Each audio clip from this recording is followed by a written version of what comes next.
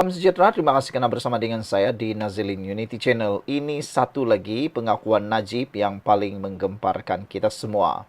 Najib mengakui kata beliau, 1MDB untungkan Malaysia. Itu kata Najib, apa pula kata daripada anda?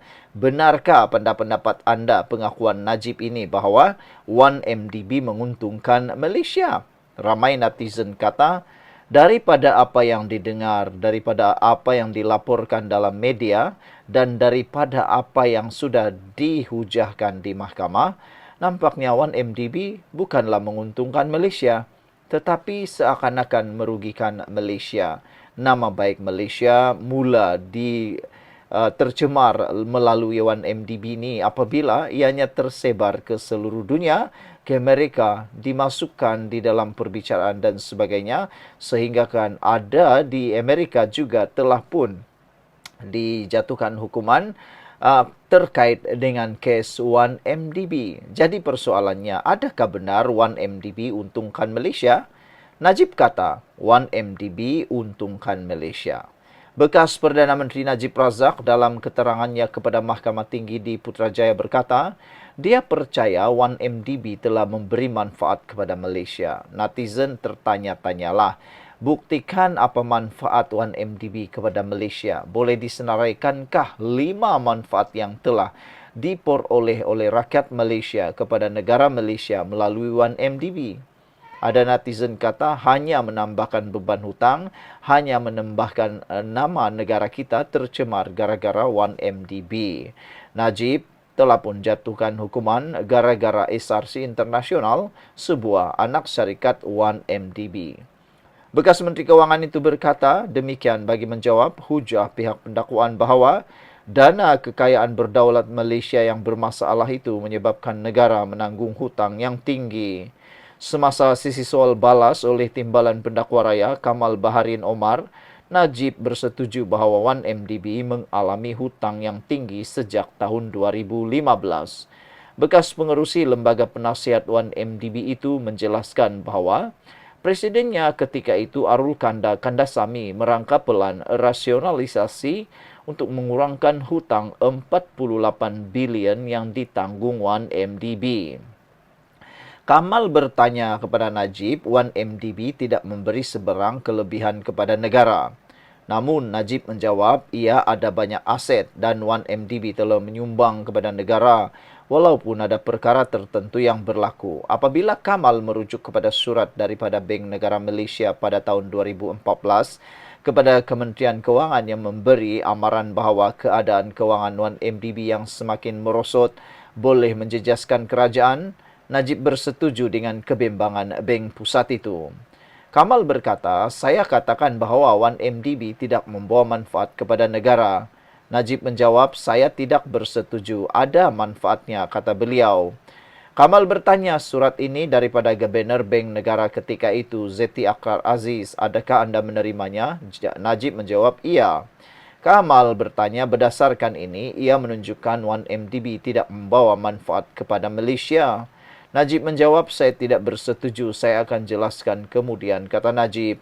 Menurut laporan Ketua Audit Negara yang dikeluarkan pada Oktober tahun lalu, Kerajaan Persekutuan menyalurkan geran berjumlah 39.74 bilion kepada 1MDB dari tahun 2019 hingga 2023. Laporan mengenai penyata kewangan kerajaan bagi tahun 2023 menyatakan bahawa geran itu bertujuan untuk pembayaran balik prinsipal dan perbelanjaan lain termasuk faedah bon dan bayaran kupon. Selain pembayaran balik, Kerajaan Persekutuan perlu menyediakan peruntukan berjumlah 9.46 bilion ringgit.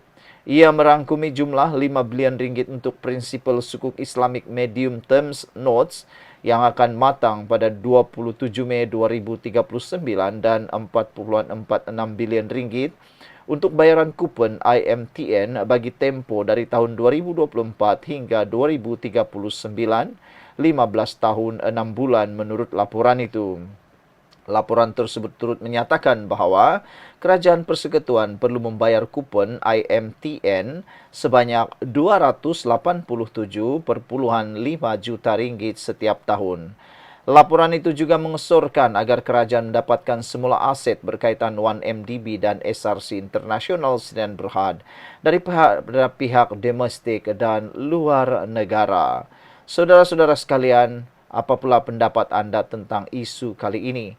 Adakah benar 1MDB mendatangkan keuntungan kepada negara atau ianya merugikan atau hanya menguntungkan orang-orang tertentu? Kita jumpa lagi. Salam sejahtera, terima kasih karena bersama dengan saya di Nazilin Unity Channel. Wow, ini paling hebat dan luar biasa.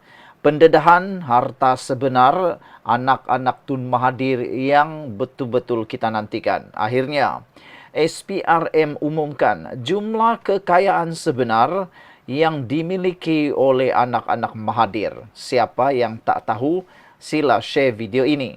Harta Mokzani hampir 1 bilion, manakala Mirzan pula 246 juta. Ini boleh dikategorikan sebagai antara terkaya di Malaysia. Tapi macam tak pernah dengar pula kan? Okeylah. Selepas disahkan oleh SPRM, maka kita boleh terima ini sebagai fakta yang tepat dan benar. Suruhanjaya Pencegahan Rasuah Malaysia SPRM memaklumkan dua anak bekas Perdana Menteri Dr. Mahathir Mohamad telah mengisytiharkan harta mereka kepada agensi tersebut. Ketua Pengarah SPRM Azam Baki berkata nilai harta yang diisytiharkan Mokzani Mahathir dan Mirzan Mahathir adalah berjumlah lebih 1 bilion ringgit. Kedua-dua anak Dr. Mahathir telah mengisytiharkan harta kepada saya secara pribadi kerana saya yang keluarkan notis ataupun waran untuk isytihar harta. Saya nak memberi maklumat serba sedikit. Jumlah aset Mokzani keseluruhan ialah lebih kurang 1 bilion ringgit yang diisytihar. Nilai peribadi adalah dalam 360 juta ringgit. Yang lain itu ada dalam bentuk aset, pegangan saham. Kita ambil maklum tolak liability yang mereka tanggung, kata beliau.